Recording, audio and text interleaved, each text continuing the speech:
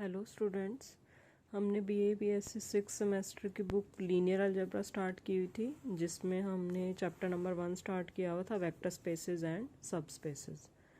अब तक हम बेसिक थोड़ी सी डेफिनेशंस कर चुके थे। Binary operation, internal binary operation, external binary operation और वेक्टर स्पेस की डेफिनेशन की थी और एक दो एग्जांपल्स किए थे। उसके बाद मैंने आपके लिए कुछ छोटा सा काम छोड़ा था। एग्जाम्पल नंबर 2 आपके लिए बोला था करने के लिए और एग्जाम्पल नंबर 3 उम्मीद करती हूँ आप सबने कर लिए होंगे। हम आज डायरेक्ट एग्जाम्पल नंबर 4 से स्टार्ट करेंगे। देखते हैं एग्जाम्पल क्या है हमारे पास। Is the set M2x2 of all 2x2 real matrices a vector space under vector addition and scalar multiplication as follows। अब इन्होंने पूछा है कि ये कैसा सेट है। ये हमारा एक तरह से V का काम कर रहा है। V क्या दिया हुआ हमें? 2x2 की सारी रियल मैट्रिसेस का एक सेट है। अब हमें ये चेक करना है कि क्या ये V हमारे पास वेक्टर स्पेस बनता है अंडर द ऑपरेशन दिस। अब अगर ये सीधा ये बोल देते कि under vector addition and scalar multiplication और ये मेंशन ना किया होता तो हम मैट्रिक्स में एडिशन क्या मान के चलते हैं? दो मैट्रिक्स की एडिशन। और स्केलर मल्टीप्लिकेशन क्या? स्केलर को मैट्रिक्स से मल्टीप्लाई करना। अब इन्होंने मेंशन कर दिया तो हमें ऑपरेशन यही लेके चलना पड़ेगा, चाहे ये एडिशन को प्रोडक्ट की फॉर्म में या सब्ट्रैक्शन की फॉर्म में क्यों ना रिप्रेजेंट करें, क्यों ना डिफाइन करें। ठीक है, तो हमें ऑपरेशन यही लेके चलना पड़ेगा। a प्लस बी इन्होंने कैसे डिफाइन किया गया है, क्या किया है कि a प्लस बी हमारा किसके इक्वल है? a इंटू बी के equal for all A B belongs to M2x2। और स्केलर मल्टीप्लिकेशन उसी तरह से जैसे आपकी नॉर्मल होती है। अब चेक करना है कि क्या ये वेक्टर स्पेस है। अब ये चीज़ अगर आपको याद हो, इसमें कोई प्रॉब्लम नहीं आएगी क्योंकि आप पहले पढ़ के आए हो, पिछले एग्जाम्पल में आप करके आए हो कि मैट्रिक्स की स्केलर मल्टीप्लिकेशन सारी प्रॉपर्टीज सेटिस्फाई कर देती है। अब यहाँ ऑपरेशन हमें अलग दे दिया। अब ये सबको याद होगा, इन जनरल हमारे पास क्या होता था? a dot B is not equals to b dot A. कर लो इसको यूज़। अब यहाँ पे कोई भी दो मैट्रिक्स उठा लो, आर्बिट्रेरी जैसी भी आपने उठानी है, कोई भी नंबर की उठा लो। a प्लस बी अब मेरा कैसे डिफाइन किया हुआ है? a इंटू बी के इक्वल। a प्लस बी किया तो वो किसके इक्वल हो गया? a into B. प्रोडक्ट क्या ये आ गया। अब b प्लस ए मेरा किसके इक्वल होगा? इसके अकॉर्डिंग b इंटू ए के इक्वल। b मैट्रिक्स ये है, a ये है, प्रोडक्ट कर दो दोनों की। क्या ये दोनों इक्वल आ रहे हैं? नहीं आ रहे। तो हमारी कौन सी प्रॉपर्टी सेटिस्फाई नहीं हुई? a plus b is equals to b plus a, ये वाली प्रॉपर्टी सेटिस्फाई नहीं हुई अंडर वेक्टर एडिशन। तो इट मीन्स ये वाला जो सेट है ये vector space under these operations नहीं है। ठीक है, इसके बाद एक नेक्स्ट एग्जांपल देखते हैं। Is the set M of 2x1 column matrices a vector space over R with respect to vector addition and scalar multiplication defined as follows। vector addition तो अब इन्होंने सिंपल उसी फॉर्म में डिफाइन कर दी कि दो मैट्रिक्स की एडिशन, सिंपल दो मैट्रिक्स की एडिशन ही ली है। अब यहाँ स्केलर मल्टीप्लिकेशन अलग डिफाइन कर दी कि अल्फा इंटू ए आई जे है। ए आई जे पता है ना सबको कि मैट्रिक्स की एक तरह से जनरल फॉर्म हम लेके चल लेते हैं। ये मल्टीप्लाई जैसे ही आप कर रहे हो वो मैट्रिक्स के अंदर जैसे ही स्केलर जा रहा है वो नेगेटिव बन के जा रहा है। ठीक है, मतलब इसमें तो हमें कोई प्रॉब्लम नहीं आने वाली। प्रॉब्लम कहाँ? ये सबसे अलग टाइप की दिख रही है, प्रॉब्लम आएगी हमें इस प्रॉपर्टी में। ठीक है, जनरल अगर आप सारे उसके लिए प्रूव करना चाहो तो वो बेस्ट होता है बिल्कुल। अगर सारे ना मिल पा रहे हो तो आप कोई पर्टिकुलर एग्जांपल भी ले सकते हो। पर्टिकुलर एग्जांपल का क्या मीनिंग है? आप कोई 2x1 का कॉलम वेक्टर ले लो और अल्फ़ा कोई पर्टिकुलर स्केलर, कोई रियल नंबर ले लो, वहाँ से भी कर सकते हो। अगर आप आर्बिट्रेरी प्रूव करो तो वो बेस्ट होता है। ठीक है, हमारे पास क्या प्रॉपर्टी थी अगर आपको याद हो? A b into v is equals to किसके इक्वल होना चाहिए? A into b v for all v belongs to v and a B belongs to f. ठीक है, alpha beta into a i j किया, लेफ्ट साइड लेके चले पहले। ए आई जे ये क्या बोला इन्होंने? 2x1 का कॉलम वेक्टर है, इसको लिख लिया A11 A21 लिख सकते हैं। अब जैसे ही ये अंदर जाएगा, इन्होंने क्या बोला हुआ है कि ये चीज़ किसके इक्वल है? जैसे ही ये स्केलर अंदर जाएगा माइनस के साथ जाएगा अंदर। अब ये अल्फा बीटा ये पूरा एक स्केलर हमारा कंसिडर हो रहा है, जैसे ये अंदर जाएगा एक नेगेटिव साथ लेके जाएगा अपने साथ, तो ये आ जाएगा हमारे पास। ये तो हमने लेफ्ट साइड सॉल्व की। अब राइट साइड को सॉल्व करके देखते हैं, लेफ्ट साइड अलग की राइट अलग की, फिर देखते हैं क्या ये दोनों साइड्स आपस में इक्वल आ रही हैं। अल्फ़ा बीटा ए आई जे, अब अल्फ़ा इसको बल्कि यहाँ लिख दो अल्फ़ा बीटा और ए आई जे की क्या वैल्यू है A11 A21। अब हमारे पास पता है बीटा जैसे ही अंदर जाएगा एक नेगेटिव के साथ जाएगा, नेगेटिव के साथ चला गया। अब ये अल्फा स्केलर जब इस पूरी मैट्रिक्स से मल्टीप्लाई होगा तो ये भी अगेन एक नेगेटिव के साथ जाएगा, एक नेगेटिव यहाँ एक नेगेटिव यहाँ, ये क्या बन जाएगा पॉजिटिव। यहाँ तो नेगेटिव था यहाँ पॉजिटिव है, क्या ये दोनों इक्वल है आपस में? नहीं है। इट मीन्स ये वाला वेक्टर स्पेस ये वाला जो सेट ऑफ वेक्टर स्पेस नहीं बाय मिस्टेक बोल दिया, ये वाला जो सेट ऑफ वेक्टर्स है वो vector space under these operations नहीं है। इस ऑपरेशन की वजह से हमें प्रॉब्लम आ रही है। ठीक है, इसके बाद नेक्स्ट देखते हैं एक, show that the set V of all real valued continuous functions of x defined on interval 0 1 is a vector space over the field R of real number with respect to vector addition and scalar multiplication defined by this। यहाँ इन्होंने define कर दिया। अगर define ना की होती तो in general आप वही लेके चलते, दो फंक्शंस की एडिशन वही सिंपल वाली एडिशन और स्केलर के साथ मल्टीप्लिकेशन सिंपल, इन्होंने यहाँ डिफाइन भी वैसे ही किए। V हमें क्या दे दिया, सारे रियल वैल्यूड कॉन्टिन्यूस फंक्शंस का सेट दे दिया। ठीक है, अब डिफाइन इन्होंने यहाँ कर ही रखा है, दोबारा से लिखना चाहो लिख सकते हो कि ये हमारा इंटरनल बाइनरी ऑपरेशन है, ये हमारा एक्सटर्नल बाइनरी ऑपरेशन है। अब इस इंटरनल बाइनरी ऑपरेशन के रिस्पेक्ट में बी को हमें क्या प्रूव करना होता है, एबिलियन ग्रुप, जिसमें हमें चार प्रॉपर्टी लेके आनी होती है। क्लोजर तो यहीं आ जाती है, एसोसिएटिव लानी है प्रूव करके, existence of additive identity, commutative और existence of additive inverse. Associative के लिए तीन वेक्टर्स की ज़रूरत पड़ेगी। अब वेक्टर्स का सेट हमारा क्या है, set of all real valued function. It means इसका हर एक वेक्टर क्या होगा, एक रियल वैल्यूड कॉन्टिन्यूस फंक्शन हो गया। तो हमने तीन वेक्टर कैसे ले लिए, तीन रियल वैल्यूड कॉन्टिन्यूस फंक्शन ले लिए, f1 plus f2 plus f3x। इसको लिख सकते हो सेपरेट सेपरेट अप्लाई हो जाएगा हमारे पास, कौन सी प्रॉपर्टी से, क्योंकि इन्होंने डिफाइन हमें कैसे किया, f1 प्लस f2 पे जैसे ही f1 प्लस f2 जैसे ही x पे अप्लाई होगा f1 अलग से अप्लाई हो जाएगा, f2 अलग से। अब इसको as a one function treat कर लो, इसको एज अ सेकेंड फंक्शन। ये फर्स्ट फंक्शन x पे अलग से अप्लाई हो जाएगा और सेकेंड फंक्शन अलग से। अब फिर से दो फंक्शन x पे अप्लाई हो रहे हैं तो कैसे होंगे, फर्स्ट फंक्शन अलग से प्लस सेकेंड फंक्शन अलग से। अब इन दोनों को इकट्ठा कर सकते हैं, एक ब्रैकेट में इकट्ठा कर लिया। अब वापस यहाँ से यहाँ जा सकती हूँ क्योंकि ये मेरे पास डिफाइन कर रखा है। अगर मैं यहाँ से यहाँ जा सकती हूँ तो यहाँ से यहाँ भी जा सकती हूँ। ठीक है, तो इसको लिख सकते हैं f1 plus f2 plus f3 of x। ठीक है, अब फिर से इसको एज वन फंक्शन ट्रीट कर लो, इसको एज अनदर फंक्शन, तो लिख सकते हैं इनको कंबाइन करके f1 प्लस इसको एक ब्रैकेट में रखा f2 प्लस f3x। प्रूव क्या करना था, यही करना था। फॉर ऑल x के लिए हो गया हमारे पास एसोसिएटिव। अब आ जाते हैं कॉम्यूटेटिव पे, एडिशन की बात है कोई दिक्कत नहीं आने वाली। f1 प्लस f2x, डेफिनेशन लगाई कि f1 प्लस f2 हमारा किसके इक्वल है, f1x प्लस f2x के, लिख दिया यहाँ पे वापस से। इसको मैं इधर लिखूँ या इसको इधर लिखूँ कोई फ़र्क पड़ेगा, नहीं पड़ेगा, f2x प्लस f1x।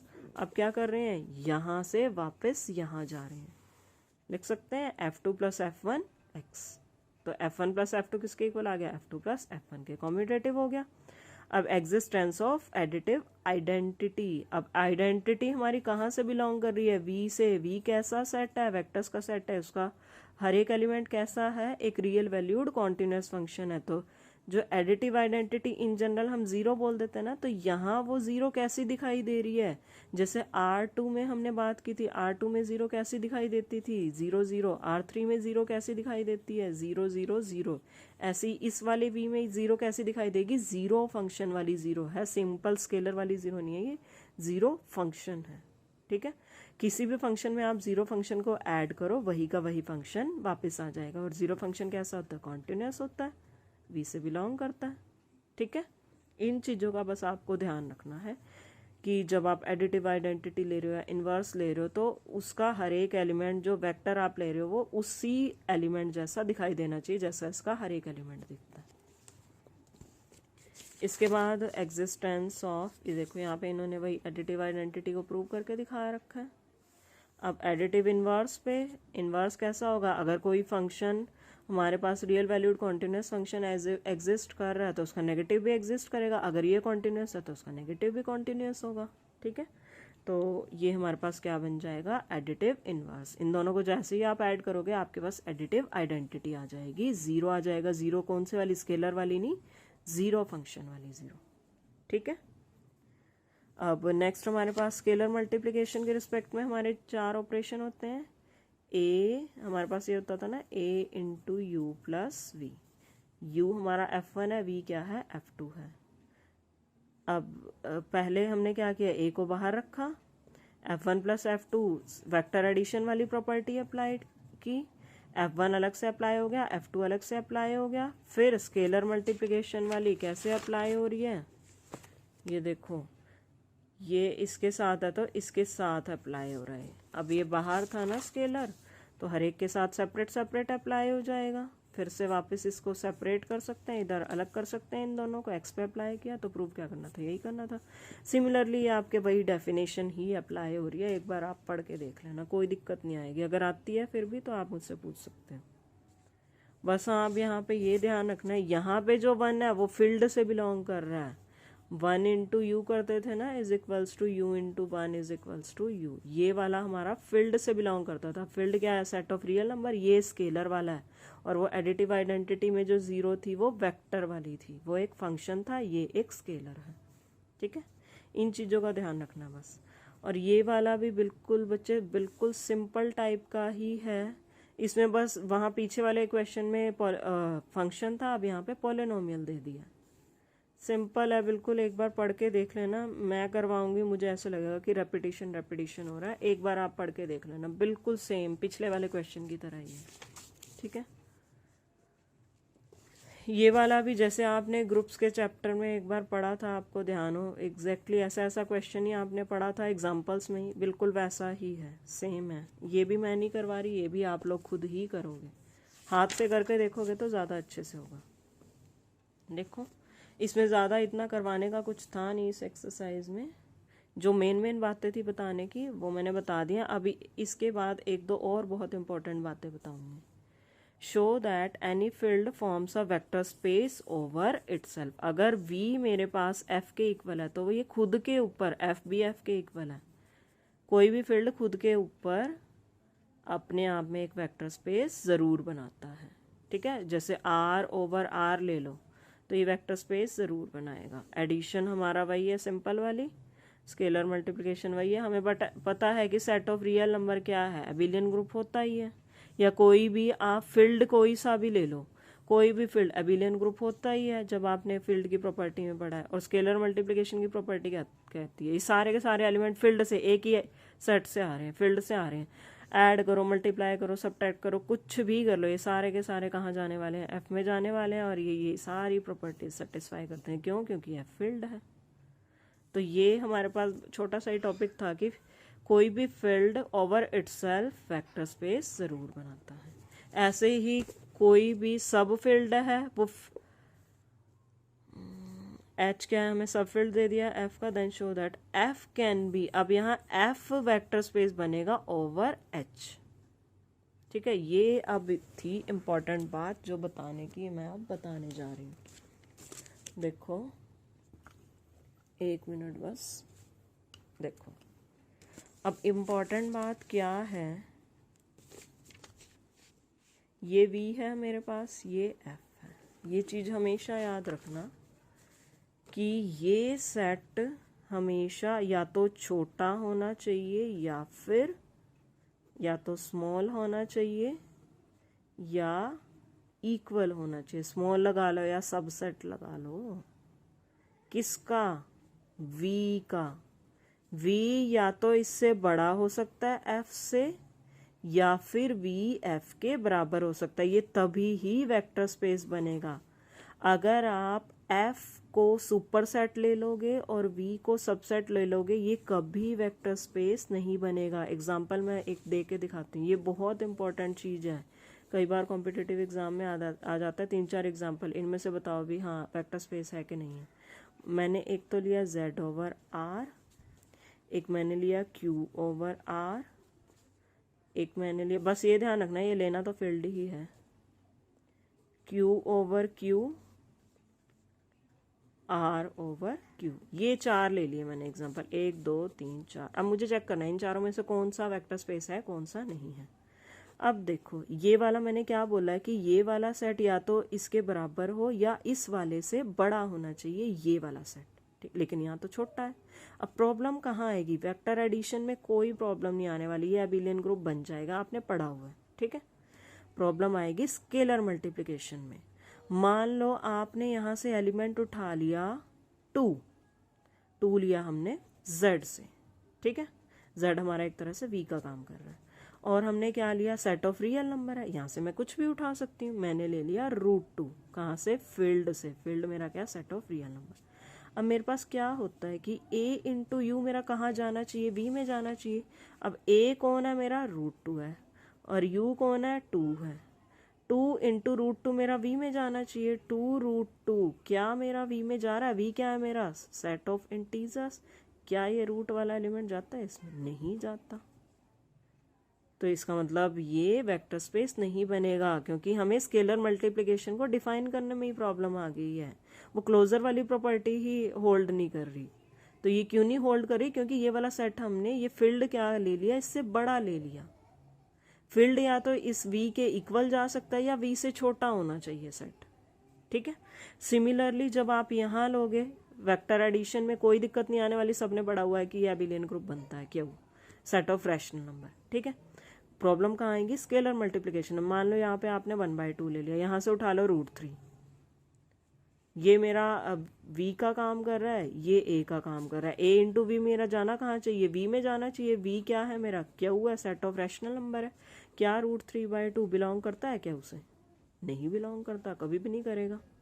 ये सारी प्रॉब्लम बार बार क्यों आ रही है, इसका मतलब ये वेक्टर स्पेस नहीं बनेगा, क्योंकि मैं बार बार फील्ड को इस V से बड़ा लिए जा रही हूँ। इट मीन्स अब क्या आप जनरलाइज कर सकते हो कि जब जब फील्ड इससे बड़ा जाता जाएगा, V से बड़ा जाएगा, तब तब वो वेक्टर स्पेस नहीं बनाएगा, कभी भी नहीं बनाएगा।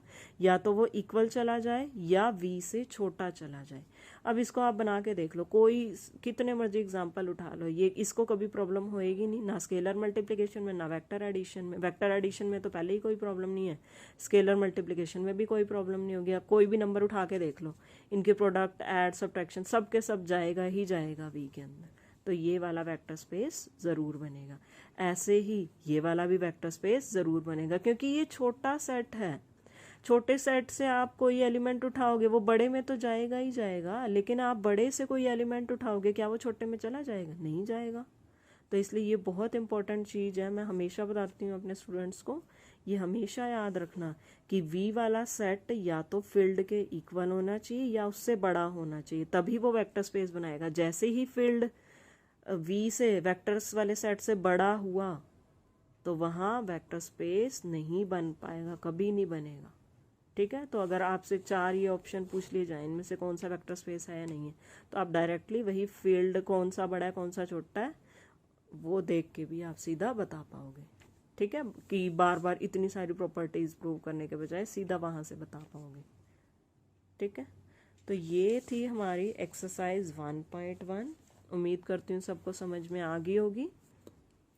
नेक्स्ट वीडियो में हम क्या करेंगे, नेक्स्ट एक्सरसाइज स्टार्ट करेंगे। आपका अगर कोई भी किसी का कोई डाउट है तो आप मुझसे पूछ सकते हो। Thank you students.